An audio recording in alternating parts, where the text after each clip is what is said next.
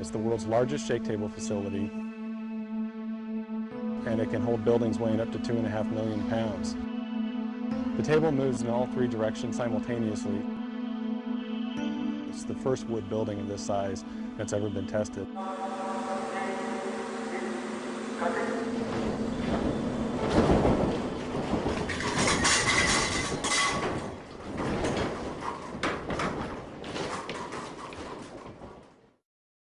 The entire project is called the Niecewood Capstone Test, a project funded by the National Science Foundation. The project is led by Colorado State University, and Simpson was a close technical collaborator. The popularity of mid-rise wood frame construction has soared in urban areas, and so there's not a lot of information on how to design those types of structures. So the information gathered from this testing is going to be absolutely critical.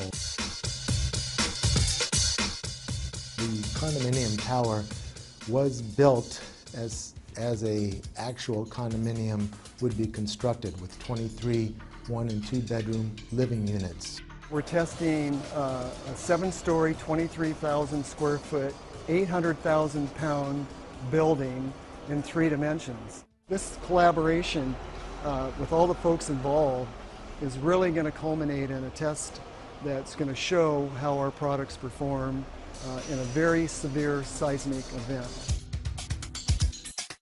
The forces of an earthquake on a structure of this size create a lot of secondary forces inside of the building, and the only way to hold those forces together is with connectors such as the ones that Simpson Strong Tie makes and provides. In this building, we have a wide variety of Simpson Strong Tie products, from large hold-down rods that run 7 stories up to the roof, known as ATS, or anchor tie-down system. We have a number of shear transfer elements in here, and straps and the floor plates to help tie the floor plates to the shear walls. In short, we're building what we call a complete load path. This building, the Niecewood Capstone building, is designed using a performance-based seismic design philosophy. It's a method to design specifically for, or explicitly maybe, for performance of the building. We don't just design a component or an assembly. We actually design it all together and then we check it.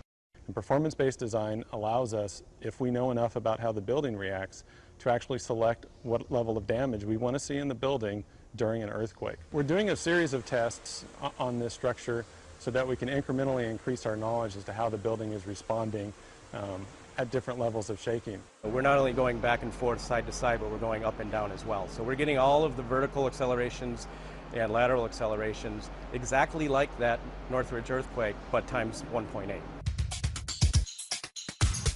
There's approximately 300 sensors in the building, measuring everything from movement to force to acceleration.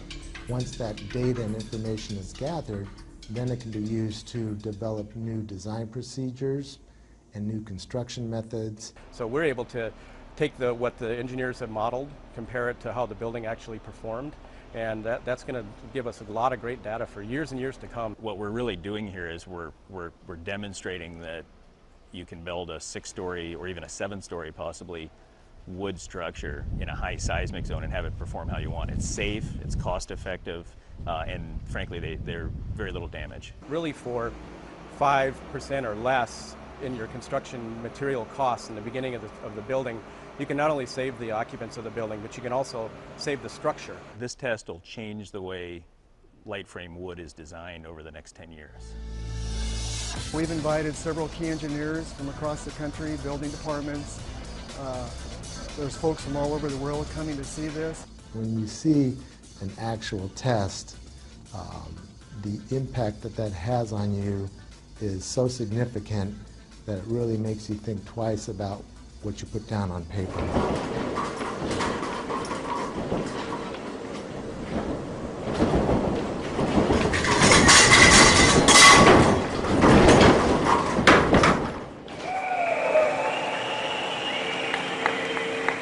Everything in it worked.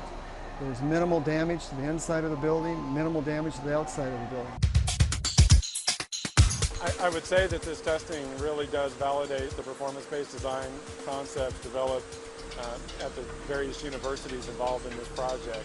It's phenomenal that we can have a test of this size and magnitude of a building like this and actually get some real test data. Simpson never forgets, and they're always trying to make sure that they're really providing what the structural engineering and construction community needs. And I've always been impressed with taking that extra step to really know the science part of what we do. It's truly unprecedented what they've done today.